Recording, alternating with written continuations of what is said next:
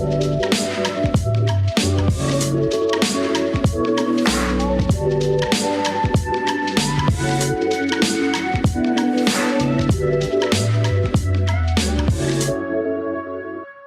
वालेकुम नाज़रीन, प्रोग्राम जी सेहत के साथ में आपको खुशामदीद कहते हैं। मैं हूं आपकी मेज़बान खतीजा राठौर। नाज़रीन, कोरोना वायरस ने पूरी दुनिया के ममालिक को लपेट में ले लिया है और इसकी तादाद में इजाफा देखने में आ रहा है। माजी में ऐसी कई वबाएँ आईं जिसमें हलाकतें भी हुईं। ऐसी एक वबा 1918 में आई जिसे स्पेनिश फ्लू का नाम दिया गया, जिसमें पूरी दुनिया से 5 करोड़ अमवात सामने आई, जिसमें अमवात का जो शरह अशारिया था वो था 2.4। फिर उसके बाद हमने देखा 1957 में H2N2 नामी वायरस ने 11 लाख से ज़ायद अफराद की जान ली, जिसमें सिर्फ 1 लाख अमवात अमेरिका में हुई। उसके बाद हमने देखा 2009 में स्वाइन फ्लू ने अपना सर उठा लिया, जिसमें पूरी दुनिया से 5 लाख अफराद लुक़मा अजल बन गए। नाज़रीन, अगर इस रेशियो को देखा जाए, गौर किया जाए, तो कोरोना वायरस की तादाद और रेशियो इससे कहीं ज़्यादा है। इसी पे आज के प्रोग्राम में गुफ्तगू करेंगे। इस पे बात करने के लिए हमारे साथ स्टूडियो में मौजूद हैं डॉक्टर मुख्तार सिंगापुरी और उनकी हमरा मौजूद हैं आगा मसूद साहब। दोनों को प्रोग्राम में खुशामदीद कहते हैं। सबसे पहले बात करेंगे डॉक्टर मुख्तार से। डॉक्टर साहब, बताइएगा, पाकिस्तान भर में केसेस सामने आ रहे हैं और वर्ल्ड वाइड भी हम देख रहे हैं कि इसकी तादाद में इजाफा होता जा रहा है। जब हम सिम्टम्स की बात करते हैं, फर्स्ट साइन की बात करते हैं, तो कफ, फीवर और माइल्ड फ्लू जो है ये सिम्टम्स हमें नज़र आते हैं। लेकिन फिर कहीं ये भी कहा जाता है कि ये वायरस सबसे पहले हमारे मुँह के थ्रू होता हुआ हमारी थ्रोट में जाता है, तो इसमें क्या कहेंगे? अच्छा, देखिए, सबसे पहले मैं आप लोगों का शुक्रिया अदा करना चाहता हूँ कि आप लोगों ने अपने प्रोग्राम में मुझे मदऊ किया जी। और ये कि बेसिकली जो वायरस होता है ये बहुत कॉमन है और अमूमन जो इसके जो सबसे ज़्यादा जो इसके सिम्टम्स होते हैं जी। अमूमन ये फ़ीवर जो मोस्ट कॉमन होता है उसमें फ़ीवर होता है इसमें, और दूसरा जो मोस्ट कॉमन इसके जो सिम्टम्स हैं जो इसकी वजह से जो प्रॉब्लम होते हैं जी, वो है ड्राई कफ़। Dry cough. हाँ, मेनली जो ड्राई कफ़ होता है, फ़ीवर होता है और समटाइम बाज़ लोगों को जो है लेथार्जी होती है, बॉडी एक होता है, वीकनेस हो जाती है और सोर थ्रोट ऐसा सच नहीं होता कि मेरे पेशेंट ये नहीं कहे कि मेरे गले में दर्द हो रहा है तो इसकी वजह से इसको जो है ये जी वायरस है।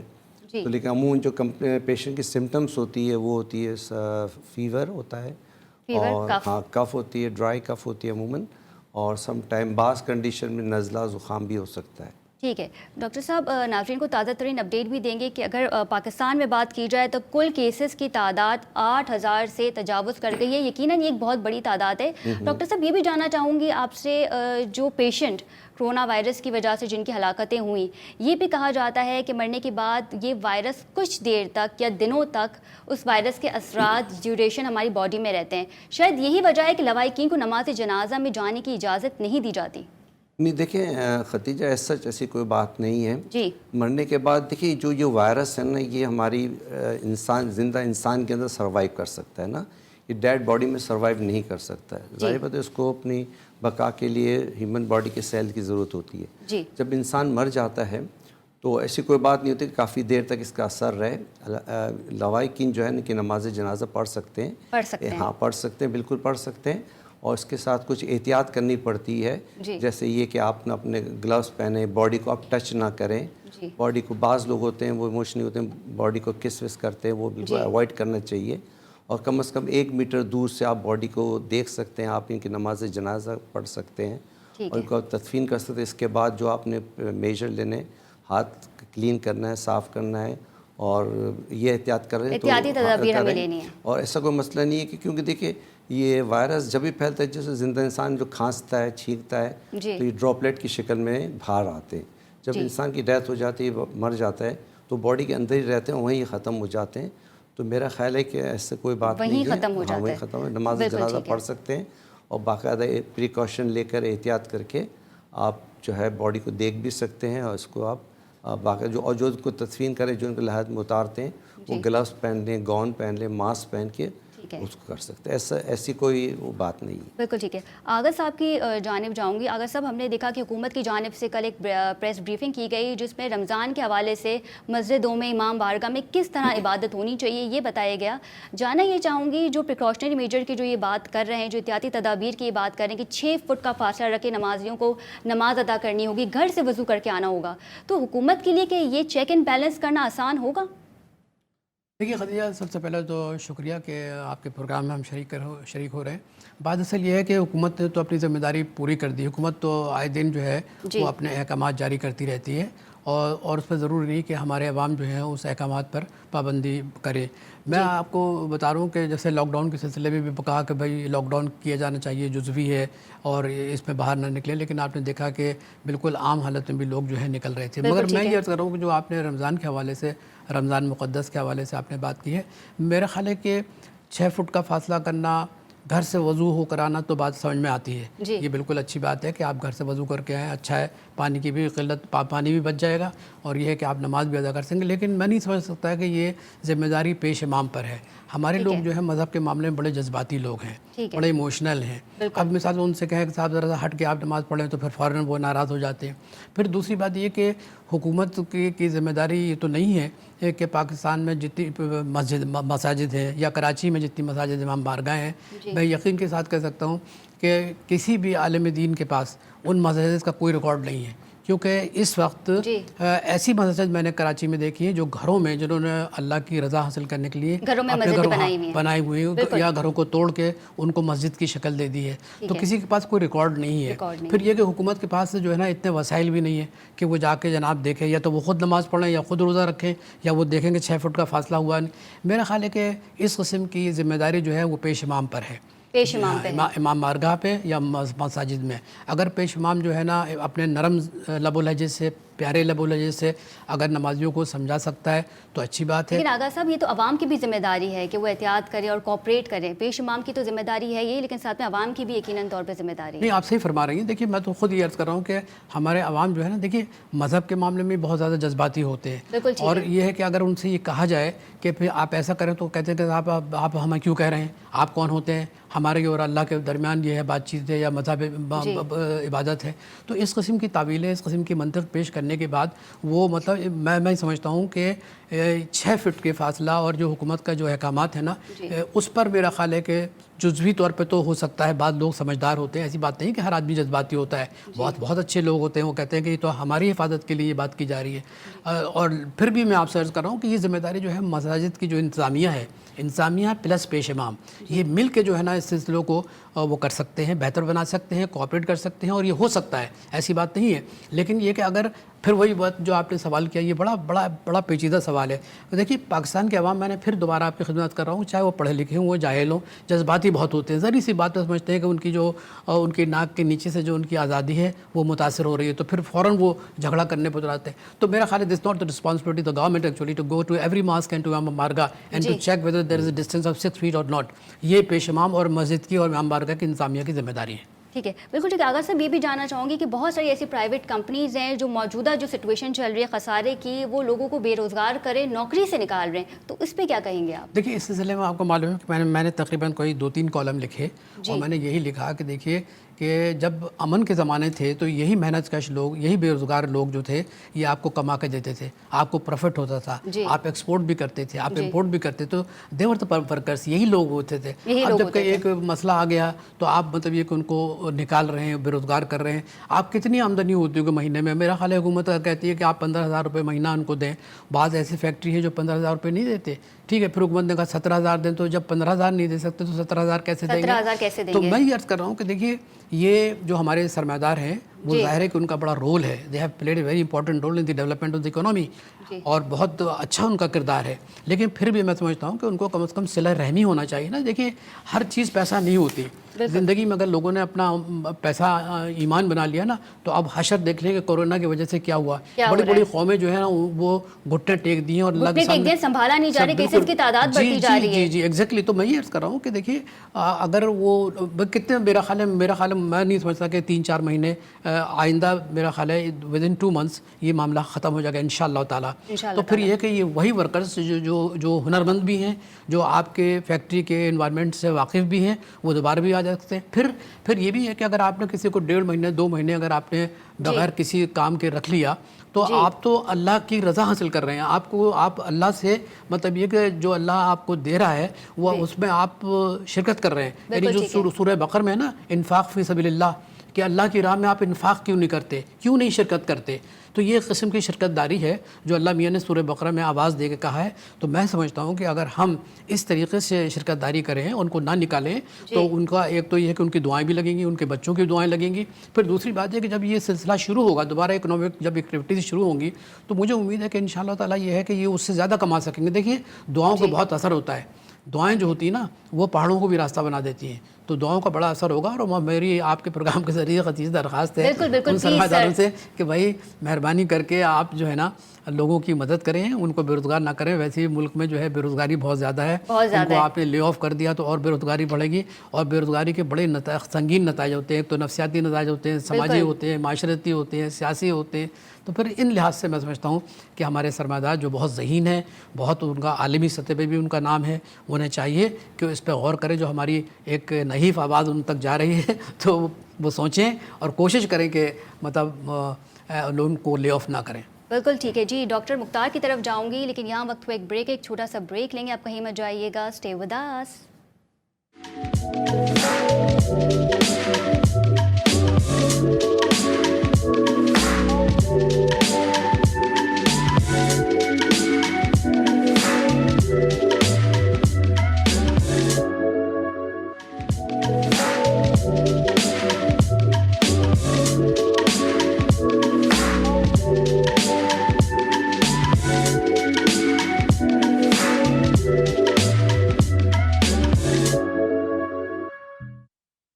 جی ناظرین, welcome back from the break. Corona virus پہ ہمارا پروگرام جاری ہے. اگر انٹرنیشنلی بات کی جائے تو سب سے زیادہ متاثر ہونے والے ممالک میں امریکہ سر فہرست ہے. وہاں پہ کیسز کی تعداد بڑھتی جا رہی ہے. اور اگر ہم بات کریں ڈیتھ ٹول کی تو اسپین, بیلجیم, ایران سب سے زیادہ متاثر ہوئے ہیں اور تعداد ڈیتھ ٹول کی جو ہے وہ بڑھتی جا رہی ہے. سوال کرنا چاہوں گی ڈاکٹر مختار سے.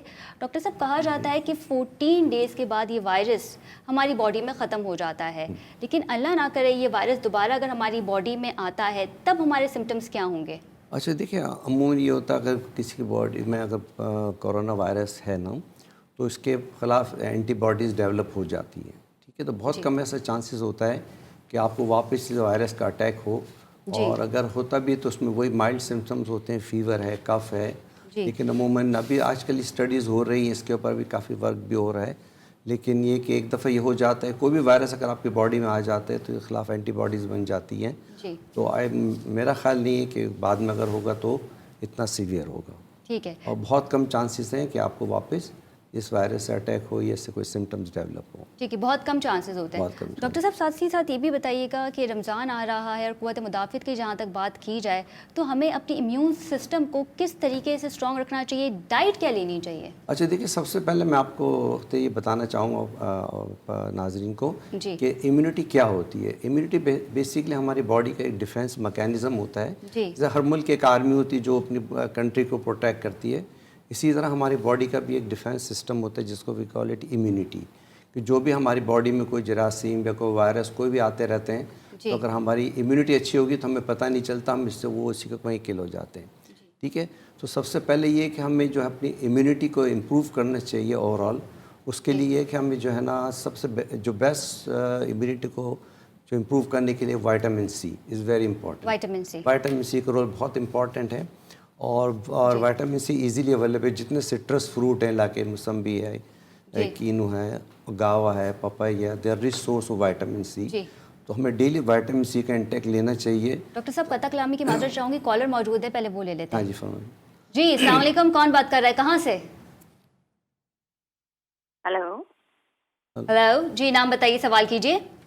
جی میں آسیہ بھٹی بول رہی ہوں لاہور سے. میرا کوشچن یہ ہے کہ میرے ہسبینڈ ہارٹ پیشنٹ ہیں, تو کیا انہیں وٹامن سی کے یہ جو سپلیمنٹس ہوتے ہیں یہ لینے چاہیے اپنی میڈیسنز کے ساتھ؟ اور دوسرا کوشچن میرا یہ ہے کہ جب یہ کرونا شروع ہوا تو ہمارے گھر میں ڈرائیور اور میڈس وغیرہ تھے, وہ ہم نے اس وقت چھٹی دے دی انہیں. تو اب مجھے بتائیے کہ اب واپس اگر انہیں بلانا ہو تو کیا ان کا ہم ٹیسٹ کروائیں؟ اگر ٹیسٹ کروائیں تو یہ کہتے ہیں کہ آفٹر 14 ڈیز میں پتہ چلتا ہے کہ کس میں یہ وائرس ہے کہ نہیں ہے. تو اس کے لیے کیا کرنا چاہیے؟ یہ مجھے کوشچن تھے میرے دو. ٹھیک ہے, بہت شکریہ. ڈاکٹر صاحب. اچھا دیکھیے, پہلا کویشچن انہوں نے کیا کہ ان کے ہسبینڈ کو جو ہارٹ کا پرابلم ہے وہ سپلیمنٹ لے سکتے ہیں. دیکھیے, ہارٹ کے پیشنٹ کو سپلیمنٹ لینا منع نہیں ہوتا ہے, سپلیمنٹ لینے سے یہ کہ ہماری امیونٹی اور بہتر ہو جاتی ہے، امپروو ہو جاتی ہے. تو ہارٹ کے پیشنٹ کو کوئی ایسی کاؤنٹر انڈیکیشن نہیں ہے کہ وہ سپلیمنٹ نہ لیں، ملٹی وائٹامنس نہ لیں یا وائٹامن سی نہ لیں، وہ لے سکتے ہیں. اور دوسرا کویشچن ان کا شاید میڈ کے حوالے سے تھا ان کی. ہاں اچھا، اگر وہ واپس لانا چاہیں تو پھر کیا؟ اچھا دیکھیں، اگر واپس میڈ آنا چاہیں وہ آ سکتی ہیں، لیکن اس کے لیے آپ کو احتیاط یہ کرنی ہوگی کہ پہلے ان سے معلوم کر لیں کوئی نہیں کھانسی تو نہیں ہے، بخار تو نہیں ہے، یا کوئی باڈی ایک یا اور کوئی سمٹمس تو نہیں ہے کورونا وائرس کے.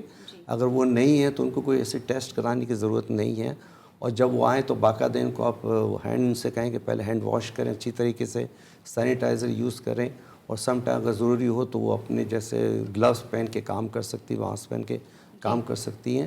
انلیس کہ اگر ان کو کوئی کمپلین نہیں ہے، کوئی ان کو سمٹمس نہیں ہیں، تو میرا خیال ہے کوئی ان کو ٹیسٹ کرانے کی ضرورت نہیں ہے. اور ینگ ہیلدی ہیں تو کوئی ایسا مسئلہ نہیں ہے.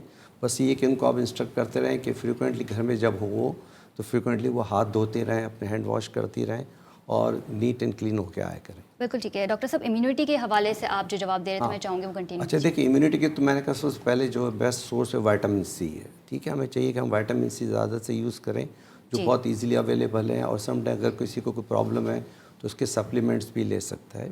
اور دوسرا اہم رول جو ہے اس میں آئرن کا بہت امپورٹنٹ رول ہے ہماری امیونٹی میں. جو عموماً ہماری فیمیلز جو ہوتی ہیں پاکستان میں وہ اینیمک ہوتی ہیں، تو ان کو اپنا آئرن کا لینا بہت ضروری ہے. اس کے جو بیسٹ سورس جو ہے اس کے بیف ہے، mutton is a very good source of iron, تو وہ ریگولر لیتی رہیں. اگر ان کو کوئی پرابلم ہے تو یہ ساتھ جو ہے اپنے سپلیمنٹ بھی لے سکتے ہیں، تاکہ ان کی آئرن لیول جتنا اچھا ہوگا ان کی امیونٹی اچھی ہوگی. اور تھرڈ طور پہ زنک از ویری امپورٹنٹ، ایک منرل ہے جو اجناس میں پایا جاتا ہے، براؤن چاکلیٹ میں پایا جاتا ہے. یہ ہمارے بالوں کے لیے بھی، اسکن کے لیے بھی، نیل کے لیے بھی بہت اہم ہے، اور یہ ہمیں اپنے ڈائٹ میں ضرور رکھنا چاہیے. اور دوسرا یہ کہ ہمیں پلیز جو ہے نا یہ جنک فوڈ سے اوائڈ کرنا چاہیے. باہر کے فوڈ بالکل نہیں کھانے چاہیے، بلکہ ہیلدی فوڈ کھانا چاہیے. اور خاص طور پہ پروٹین ہے، اور ہمیں ایک بیلنس ڈائٹ لینا چاہیے. اور میں دوسری ایک بات یہ کہنا چاہوں گا کہ جو ڈائٹنگ کر رہی ہوتی ہیں فیمیلز یا میل، اس ٹائم پر میرا خیال ہے ان کو ڈائٹنگ چھوڑ دینی چاہیے، اور اپنی جو ہے نا امیونٹی کو بوسٹ اپ. اور یہ بہت اچھا موقع ہے کہ ہم اپنی امیونٹی کی طرف دیں. ہمارے کھانے فریش فروٹ لیں، ویجیٹیبلس ہم یوز کریں، ٹھیک ہے، اور فریش فوڈ ہم زیادہ استعمال کریں. باہر کا ہم جنک فوڈ اوائڈ کریں. جس سے یہ کہ ہماری امیونٹی جتنی بہتر ہوگی تو ہماری اتنے چانسز کم ہوگی ہم اس ڈیزیز سے، کوئی بھی ڈیزیز، کوئی بھی انفیکشن ہو، اس سے ہم محفوظ رہتے ہیں. ہاں، اور رمضان میں خاص طور پر کیونکہ جب ہم اتنا 12-14 گھنٹے کی فاسٹنگ کرتے ہیں تو اس میں بہتر ہے کہ اگر ہماری امیونٹی اچھی ہوگی، اگر ہماری سحری اچھی ہوگی، افطار اچھا ہوگا، فروٹس ہوں گے، تو ہمیں اللہ نے چاہا تو انشاءاللہ کوئی پرابلم نہیں. بالکل ٹھیک ہے. جی، کالر موجود ہے. السلام علیکم، کون بات کر رہا ہے، کہاں سے؟ ہیلو، السلام علیکم. It's miss Hadia from Karachi. آواز بہت ہلکی آ رہی ہے. میں پروڈیوسر جی سے درخواست کروں گی کہ والیوم ذرا تیز کر دیں، ہم سن نہیں پا رہے ہیں. جی، میں مس ہادیہ بات کر رہی ہوں فرام کراچی. جی شازیہ، سوال کیجیے. جی ہادیہ. جی ہادیہ، سوال کیجیے. جی، میں ایک اسکول ٹیچر ہوں. I teach in Indus academy O level. تو مجھے یہ پوچھنا تھا کہ جب ہم لوگ اپنی ایکٹیویٹیز ریزیوم کریں گے آفٹر رمضان، تو ہم ٹیچرز اینڈ ایکٹیو پارٹیسپینٹ کس طرح سے ہیلتھ اویئرنیس کریٹ کر سکتی ہیں ان اسکولس؟ ہیلتھ اویئرنیس کس طریقے سے کریٹ کر سکتی ہیں؟ ٹھیک ہے. اچھا دیکھیں ہادیہ، آپ کا سوال بہت اچھا ہے. میں آپ کو یہ کہنا چاہوں گا جب آپ انشاءاللہ اپنی ایکٹیویٹی اسٹارٹ کریں تو وہاں پر آپ نے بھی یہ اسی طرح رکھنا ہے، سوشل ڈسٹینسنگ رکھنی ہے، ہینڈ کلین رکھنا ہے. اور اپنے جو اسٹوڈنٹس ہیں، اپنے جو آپ کے جو ہیں دوسرے ساتھی، ان کو بھی آپ نے یہ بتانا ہے کہ ہمیں کس طرح اس کا احتیاط کرنی ہے، اور ہائیجین کنڈیشن مینٹین رکھنی ہے، اور ہینڈ کلین کرنا، واش کرنا ہے، تاکہ یہ پرابلم اور ان کو اسٹوڈنٹ کو آپ نے ایجوکیٹ کرنا ہے کہ بھئی دیکھیے یہ بیماری ہے، اس سے ہمیں ڈرنا نہیں ہے، بلکہ اس سے ہمیں لڑنا ہے. لیکچرز دے سکتے ہیں، پرائیویٹ کلاسز دے سکتے ہیں. ان کو آپ امیونٹی کے بارے میں، صحت کے بارے میں، فوڈ کے بارے میں آپ ان کو بتا سکتی ہیں کہ کس طرح اپنی وہ ہیلدی ڈائٹ رکھیں تاکہ وہ ان سے محفوظ رہے. بالکل ٹھیک ہے. آغا صاحب کی طرف جانا چاہوں گی. آغا صاحب، ایک بہترین مثال قائم کی ہے نارتھ کوریا نے الیکشن کروا کے اس وبا میں، اور یہ دنیا کا سب سے پہلا الیکشن ہے جو کروایا گیا ہے نارتھ کوریا میں، جہاں پہ کیسز بھی موجود تھے اور نارتھ کوریا میں بھی اس کی کیسز آئے. لیکن جس طرح سے انہوں نے انتظامات کیا تو یقینی طور پہ حکومت نے کافی اچھے انتظامات کیے ہیں، لیکن جو ان کی عوام ہیں انہوں نے بھی صبر و تحمل کا مظاہرہ کیا ہے. اس پہ کیا تجزیہ کریں گے؟ دیکھیے، سب سے پہلے تو آپ نے مطلب کورونا سے ہٹ کے نارتھ کوریا کی بات کی ہے، تو میں آپ سے عرض کر رہا ہوں کہ دیکھیں نارتھ کوریا کا جو سسٹم ہے وہ ریجیمنٹیو ہے. مطلب یہ کہ وہاں پر ایک پارٹی حکومت ہے، کمیونسٹ پارٹی ہے، اور کمیونسٹ پارٹی جو ہے وہ ایک بڑی مضبوط پارٹی ہے، اس کے علاوہ کوئی پولیٹیکل پارٹی نہیں ہے. تو چنانچہ انہوں نے جو انتخابات کرائے 2 فیزز میں کرائے. پہلے تو انہوں نے مارچ میں کروائے، پھر انہوں نے اپریل میں کروائے. اب یہ کہ کیونکہ ظاہر ہے کہ وہاں پہ کوئی پریس فریڈم نہیں ہے، وہاں پہ کوئی مطلب آزادی نہیں ہے، یعنی اتنی بھی آزادی نہیں ہے کہ وہ یہ بتا سکیں کہ پولنگ پہ کتنے لوگ آئے، کیسے لگے. کوئی اس قسم کی فوٹیج بھی نہیں ہے. لیکن جو سرکاری فوٹیج دکھلائیں تو اس میں تو قطاریں بہت کم ہیں.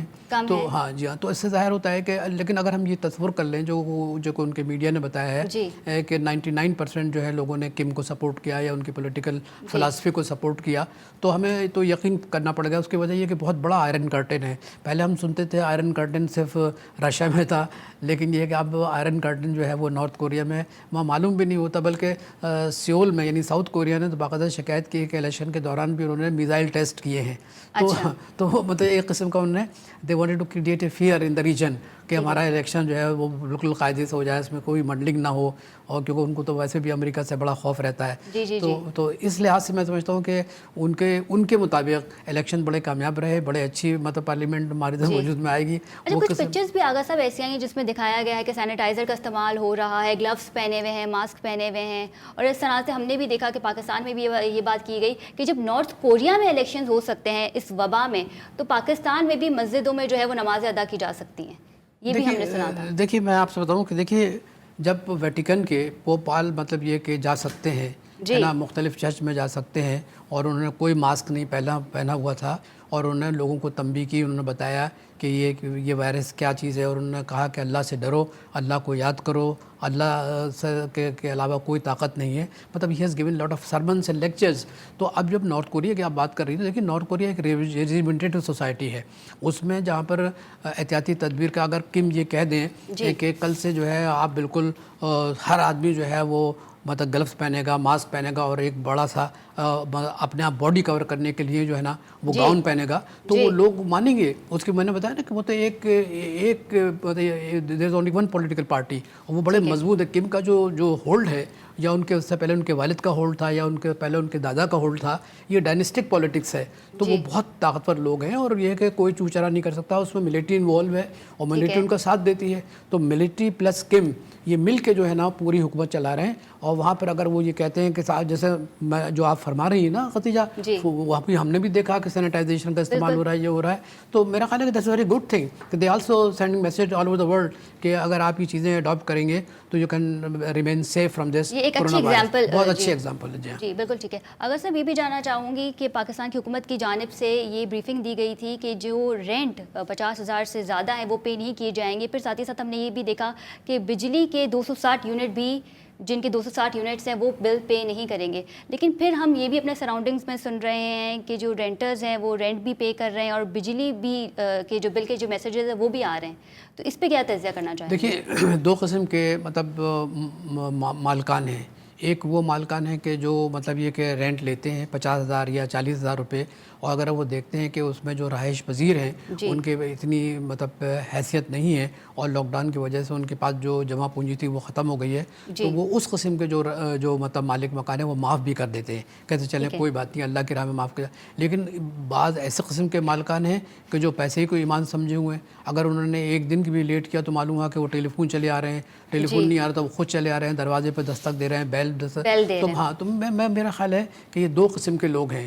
تو یہ مجھے افسوس ہے کہ کم از کم ان لوگوں کے جو سختی اختیار کرتے ہیں اپنے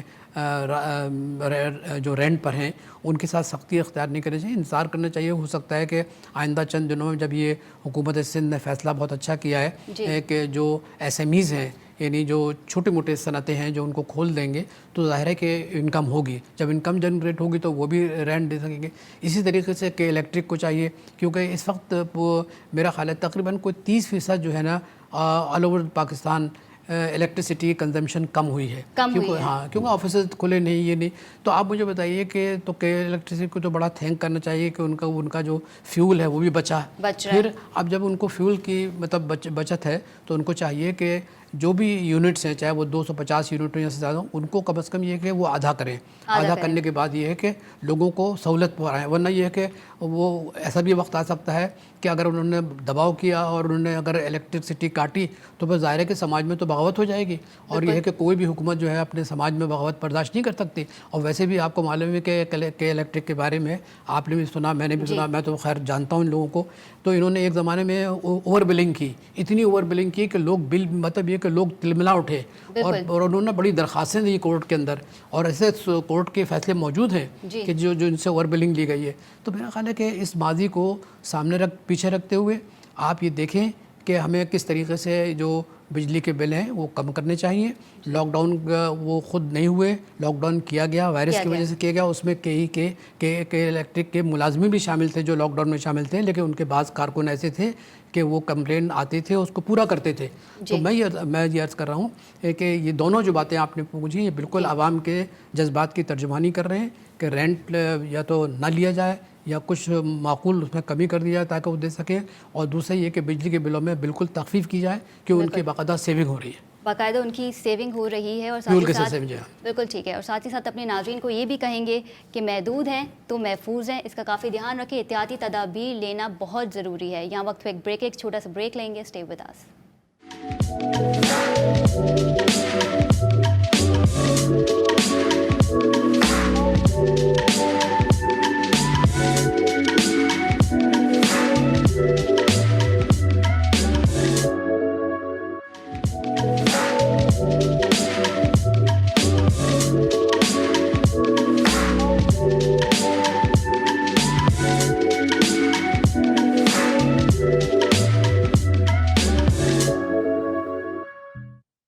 जी नाज़रीन, welcome back from the break. Pakistan में अगर बात करें तो कुल केसेस की तादाद 8000 से तजावुज़ कर गई है। यकीनन ये बहुत बड़ी तादाद है, और इसी हवाले से गुफ्तगू को करेंगे कि हमें अपनी एहतियाती तदाबीर किस तरीके से लेनी चाहिए, इम्यूनिटी को किस तरीके से बूस्ट करना चाहिए, क्या डाइट लेनी चाहिए। तो डॉक्टर मुख्तार की जानिब जाऊँगी। डॉक्टर साहब, जैसे कि आपने बताया कि हमें मीट लेना चाहिए, बीफ लेना चाहिए, लेकिन वो लोग जो बीफ अफोर्ड नहीं कर सकते तो वो कौन से वेजिटेबल्स खाएँ। और साथ ही साथ मैं चाहूँगी कि आप हमारे नाज़रीन को ये भी बताइए कि घर पर रह के हेल्दी एक्टिविटीज़ हम कैसे कर सकते हैं। अच्छा देखिए खदीजा, सबसे पहले मैं बताऊं कि जैसे मैंने भी बताया कि इम्यूनिटी के लिए हमारी बैलेंस डाइट बहुत ज़रूरी है, जिसमें प्रोटीन है उसका बहुत इस्तेमाल है। अच्छा, अब जो जैसे गरीब लोग हैं जो अपना अगर वो अफोर्ड नहीं कर सकते बीफ या मटन या चिकन, तो लेंटिल दालें वो अच्छी सोर्स ऑफ प्रोटीन है, वो यूज़ कर सकते हैं, उससे भी इनको काफ़ी इम्यूनिटी अच्छी मिल सकती है। और दूसरा एक सिंपल वेजिटेबल्स, जितने ग्रीन लीफी वेजिटेबल्स हैं, पालक है, क्यूकम्बर हैं, और ये सब इतने वो भी नहीं कि हर कोई अफोर्ड कर सकता है, उसका इस्तेमाल ज़्यादा करें। फ्रूट इस्तेमाल करें, क्योंकि आजकल तो बहुत अच्छा हमारे यहाँ अच्छी बात है कि पाकिस्तान में मौसम के हिसाब से फ़्रेश फ्रूट अवेलेबल होता है। फ़्रेश फ्रूट है, बनाना है, वो ले सकते हैं, ठीक है। तो इसकी ये इस तरह की एक्टिविटीज़ करके अपनी वो इम्यूनिटी को बूस्टअप कर सकते हैं, सप्लीमेंट ले सकते हैं। और जंक फूड का प्लीज़ अवॉइड करें, जंक फूड का अवॉइड करें। और दूसरा आपने एक क्वेश्चन कहा कि घर में क्या एक्टिविटी करें। अच्छे से लॉकडाउन में हम बहुत अच्छे घर में भी रह सकते हैं, एक्टिविटी कर सकते हैं। एक तो हम अपनी इम्यूनिटी बूस्ट कर सकते हैं, और दूसरा ये कि हम घर के काम काज में अपनी ख़वातीन की हेल्प कर सकते हैं। और एक अगर घर में भी रहते हुए हम अगर कुरान शरीफ पढ़ें, मसनून दुआओं का एहतमाम करें, और नमाज़ें घर में भी पढ़ सकते हैं, इसका भी हमें सवाब मिलेगा। और दूसरा एक हम अपनी फैमिली के साथ, और दूसरा एक घर में हम लाइट एक्सरसाइज भी कर सकते हैं, ताकि हम अपने जो है टाइम को इस तरह पास करें। और ये कुछ जैसा आप टीवी भी देख सकते हैं, कभी बहुत ज़्यादा टीवी भी ना देखें, बल्कि हम बेहतर है कि आप बुक्स पढ़ें बैठ के, कोई इस्लामी बुक्स हैं वो आप पढ़ें, या आपके इंटरेस्ट के लिए जो किताब है वो आप पढ़ें, ताकि आपका माइंड टाइम भी पास हो और आपको नॉलेज भी मिले। और ये भी ठीक है डॉक्टर साहब, घर वालों के साथ वक्त भी हम गुजार सकते हैं। अक्सर हमें ये कंप्लेन होती है कि हम अपनी फैमिली को टाइम नहीं दे पाते। सही बात है, ये बहुत अच्छा टाइम, अल्लाह ने एक बहुत अच्छा मौका दिया है कि हम अपनी फैमिली के साथ टाइम गुजारें, اور ان کو سمجھنے کی کوشش کریں کہ بھائی ہماری فیمیل سے وہ کتنا ان کے ساتھ کیا پرابلمس ہوتے گھر کے اندر. ہم تو صبح سے چلے جاتے رات کو آتے ہیں تو ہمیں پتہ نہیں چلتا, تو ہمیں مرد حضرات کو بھی ایک آئیڈیا ہو جاتا ہے کہ بھائی فیمیلز کس تھرو آؤٹ دا ڈے کس حیثیت سے گزرتی ہیں, اس کا بھی ہمیں اندازہ ہو جاتا ہے. جی بالکل ٹھیک ہے. آغا صاحب کی جانب جاؤں گی. آغا صاحب ایک ٹیکنیکل سوال میں آپ سے پوچھنا چاہ رہی تھی, وہ یہ کہ جب ہم بات کرتے ہیں کہ پنجاب میں لاہور میں کیسز کی تعداد بڑھ رہی ہے اوور آل صوبے کو اگر ہم دیکھیں تو, لیکن ہم یہ کیوں نہیں دیکھتے کہ اگر تعداد پنجاب میں زیادہ بڑھی, اس کی سب سے بڑی وجہ یہ کہ وہاں کی پاپولیشن بھی ہے. اگر ہم بات کریں گلگت بلتستان کے حوالے سے تو وہاں کی آبادی 14 لاکھ ہے. اب وہاں پہ بھی کیسز جو آ رہے ہیں اس حساب سے تو وہ بھی بہت زیادہ ہے اگر ہم ریشیو وائز دیکھیں, پاپولیشن وائز دیکھیں. دیکھیے آپ کا یہ سوال جو ہے نا بالکل ٹیکنیکل نہیں ہے, بالکل صحیح سوال آپ نے کیا, صحیح سوال کیا ہے میں نے, بالکل اعداد و شمار کے لحاظ سے سوال کیا. دیکھیے بات اصل یہ ہے کہ پنجاب ظاہر ہے کہ ایک بڑا صوبہ ہے پاکستان کا, اور یہ ہے کہ بڑے محنت کش وہاں پر لوگ رہتے ہیں. سب سے بڑی اہم بات یہ ہے کہ پنجاب میں اب تو اتنی زیادہ آبادی بڑھی ہے کہ شہر اور گاؤں کے فاصلے کم ہو رہے ہیں. تو اس کی ایک وجہ یہ بھی ہے کہ وہاں کے جو لوگ گاؤں میں رہتے ہیں وہ احتیاطی تدابیر اختیار نہیں کرتے, کیونکہ وہ محنت کش ہوتے ہیں. وہ سمجھتے ہیں کہ ہمارے جسم کے اندر اتنی قوت مدافعت ہے, جیسے کہ ڈاکٹر صاحب فرما رہے تھے, تو وہ ہم ضرورت نہیں ہے کہ ہم ماسک پہنیں یا مطلب کہ ہاتھ میں گلفز پہنیں. تو چنانچہ یہی وجہ ہے کہ وہاں پر یہ کیسز جو ہے نا آ رہے ہیں. لیکن الحمدللہ وہاں پہ جو ڈیتھ ریٹ ہے وہ ایسی نہیں پاپولیشن کے اگر تناسب سے دیکھا جائے تو, اور ضروری نہیں کہ وہ کورونائی سے مر رہے ہیں, اس میں بہت سی بیماریاں ہو سکتی ہیں, اس میں مطلب ڈائبٹیز ہو سکتی ہے, اس کے اندر بلڈ پریشر ہو سکتا ہے, بہت سی چیزیں ہو سکتی ہیں. اور جہاں تک آپ بات کر رہی ہیں گلگت بلتستان کی, آپ صحیح فرما رہی ہیں, لیکن وہاں پہ بھی صورتحال یہ ہے کہ دیکھیے ہمارے یہاں تعلیم کی بڑا فقدان ہے. ہمارے یہاں ہیلتھ پر اور تعلیم پہ بہت کم مطلب خرچ کیا گیا ہے. آپ کو بڑا دکھ ہوگا کہ پورے پاکستان کے اندر ہیلتھ پر 1.9% مطلب خرچ کیا جاتا ہے, 1.9%. جبکہ آپ کو یہ بھی سن کے حیرت ہوگی کہ 20 سال کے اندر امریکہ نے $1.1 بلین جو ہے پاکستان کے ہیلتھ سسٹم میں دیا ہے. اور وہ ہاں دیا امداد آئی ہے. آپ مجھے بتائیے کہ اتنی بڑی, اچھا یہ تو میں آپ صرف اعداد و شمار پیش کر رہا ہوں جو کہ اخبار میں چھپ چکے ہیں. تو آپ مجھے بتائیے کہ پھر یہ سب جتنے, اور پھر حکومت بھی بجٹ اپنا مختص کرتی ہے جس کا میں نے بھی حوالہ آپ کو دیا ہے. تو یہ ہیلتھ کیئر سسٹم کو یا ایجوکیشن سسٹم کو ہم کامیاب کیوں نہیں کر سکے؟ اس کی وجہ یہ ہے کہ ہم میں اندر میں ہماری نیتیں خراب ہیں. ہم نے کبھی نہیں سوچا کہ اگر ہم لوگوں کو امپاور کریں تعلیم کے لحاظ سے بھی, صحت کے لحاظ سے, تو یہ ہمارے اکنامی کے لیے بینیفٹ ہے. یہ اگر زیادہ صحت مند قوم ہوگی زیادہ ترقی کرے گی, زیادہ مطلب یہ اکنامک ڈیولپمنٹ ہوگا. لیکن ہم نے کبھی اس پہ سوچا ہی نہیں. ہمارا جو اس وقت سوچ ہے پاکستان میں تقریباً وہ فیوڈل سوچ ہے, مطلب ایک جاگیردارانہ سوچ ہے جو کولونیل زمانے میں چلی آ رہی ہے. تو میں سمجھ رہا ہوں کہ گلگت بلتستان کے اندر جو سب سے بڑا, میں back to the same question you were asking about the Gilgit Baltistan, وہاں پہ دیکھیے پہاڑی علاقہ ہے, خوبصورت علاقہ ہے. تو وہاں پہ سمجھتے ہیں کہ یہاں پہ تو کوئی کورونا وائرس آ ہی نہیں سکتا. تو چنانچہ اس غلط سوچ کی وجہ سے, غلط فہم کی وجہ سے, لاپرواہی بد احتیاطی کی وجہ سے وہاں کیسز آ رہے ہیں. تو it is nothing to do with the population. Corona virus کا ایفیکٹ جو ہے وہ پاپولیشن سے تعلق نہیں ہے, اس کا تعلق جو ہے کہ کس طریقے سے آپ نے احتیاط برتی, کس طریقے سے اپنے آپ کو محفوظ کیا, کس طریقے سے آپ نے, جو ڈاکٹر صاحب فرما رہے تھے, کس طریقے سے اور بھی ہمیں احتیاطی تدابیر جو ہے اخباروں میں اور ٹی وی کے ذریعے ملتی رہتی ہے, پبلک سروس میسیج میں, ہمیں اسے اپنانا چاہیے. تو سندھ میں بھی آپ دیکھیے کیسز بڑھ رہے ہیں, حالانکہ سندھ کی آبادی پنجاب کے مقابلے میں زیادہ نہیں ہے, لیکن یہاں پہ بھی آپ دیکھیے, آپ چلے جائیے دیکھیے لوگ بڑے مزے سے بغیر ماسک کے گھوم رہے ہیں اور خریداری کر رہے ہیں. یہیں پہ آغا صاحب ایک اور سوال آپ سے کرنا چاہوں گی کہ 15 دن میں 300 ڈیڈ باڈیز جو ہیں وہ سرکاری ہاسپٹل لایا گئی, لیکن جس میں شبہ تھا کہ وہ کرونا وائرس کے پیشنٹ ہے, اب تک اسے کنفرم نہیں کیا گیا. تو اسے آپ کیسے دیکھ رہے ہیں؟ دیکھیے یہ آپ کا اتنا بڑا سوال ہے, یہ کراچی کے نہیں بلکہ پاکستان کے لوگ بھی سوال کر رہے ہیں. دیکھیے سوشل میڈیا پہ اول پر تو یہ ٹی وی پہ یہ خبر بڑی لیٹ آئی. جب سوشل میڈیا پہ یہ خبر آئی کہ 300-400 قریب ڈیڈ باڈیز آئیں. دیکھیے کراچی میں جو ایوریج لوگ جو مرتے ہیں مطلب ایک مہینے میں وہ تقریباً 100 سے زیادہ ہوتے ہیں. کوئی ایکسیڈنٹ سے مر گیا, بیماری سے مر گیا. تو 15 دن کے اندر اگر کراچی کے مضافات سے یا کراچی کے اندر سے آئیں گے تو کوئی تعجب کی بات نہیں ہے. لیکن یہ تو جہاں پر آئے گی, جیسے جناح ہاسپٹل ہے, یہ تو سیمی جمالی صاحبہ کا فرض تھا کہ یہ جو بھی جن لوگوں نے ان ڈیڈ باڈیز کو ریسیو کیا یا ان کو دیکھا تو ان کا کم از کم ان کا اندراج کرتی ہیں, ان کا ڈیٹا رکھتے ہیں کہ کہاں سے آئی. یہاں پہ بھی انہوں نے کچھ کہا تھا کہ کچھ کی حالت ایسی تھی کہ جو آتے ہی جنہوں نے دم توڑ دیا, اور کچھ تو ڈیڈ باڈیز لائی گئی, مطلب کچھ کی تو کنڈیشن ایسی تھی کہ ایمرجنسی میں آتے ہی انہوں نے. دیکھیے میں بتاؤں خدیجہ, وہ تو فیصل نے بھی کہا, ایدھی سینٹر انہوں نے یہی کہا. دیکھیے ان کے پاس ریکارڈ کیوں نہیں ہے, بہت آسانی سے ان کے کوئی لواحقین تو آئیں گے نا, ان کچھ جو بھی مطلب آئے مطلب ڈیڈ باڈیز لے کے یا بیماروں کو لے کے, تو ان کے ساتھ ان کے رشتہ دار تھے, پوچھتے بھائی کہاں سے آپ آئیں, آپ نیو کراچی سے آئیں, آپ کہاں سے آئیں, بھائی ٹھٹا سے آئیں, تو کم از کم یہ ریکارڈ تو آپ رکھ لیں. تو میرا خیال ہے کہ یہ سیمی جمالی صاحبہ اگر یہ کہہ رہی ہیں کہ انہوں نے کوئی ریکارڈ نہیں ہے یا ہم نہیں لے سکے, میرا خیال ہے کہ وہ اپنی اس جو ان کے پاس ذمہ داری ہے اس ذمہ داری کا وہ جائزہ لیں از سر نو, اور جائزہ لے کے بعد یہ دیکھیں کہ واقعی ہم سے کچھ کوتاہی ہوئی ہے اور اس کو رکھنا چاہیے, کیونکہ اس سے بڑا پینک پھیلا ہے. اور پھر وزیر اعلیٰ صاحب نے بھی اس پہ گفتگو کی, تو ایک پینک پھیل گیا. حالانکہ دیکھیے ایکسیڈنٹ سے کتنے کراچی میں لوگ مرتے ہیں, 50 مہینے میں 50-60 لوگ مر جاتے ہیں ایکسیڈنٹ سے. تو یہ کوئی ایسی بات نہیں تھی, لیکن اس کو ایک ہوا بنا دیا, اور وہ ہوا کیا بنا, وہ ایک فیئر کا بن گیا. It created lot of fear, enormous fear in Karachi, کہ بھئی وہ کہاں تھے. شبہ ظاہر کیا کہ کنفرم نہیں ہوا ہے. جی کنفرم نہیں تھے, بالکل کنفرم نہیں تھا. اگر کنفرم ہوتا, اگر دیکھیے اول پر تو دیکھیے, پھر میں آپ کی عرض کر رہا ہوں, ہمارے سامنے اتنے محترم ڈاکٹر صاحب بیٹھے ہیں کہ دیکھیے ضروری نہیں کہ everybody is dying of corona, بھائی کوئی بھی اور بھی بیماری ہو سکتی ہے, بہت سی بیماری ہوتی ہے. اچھا جب ایج ہوتی ہے, انسان جب کراس کر جاتا ہے 60 کو, تو بہت سی بیماریاں اس کو لاحق ہوتی ہیں, اس سے بھی انسان انتقال کر جاتا ہے. تو میرا خیال ہے کہ ہمارے جناح ہاسپٹل کے بہت اچھے لوگ ہیں.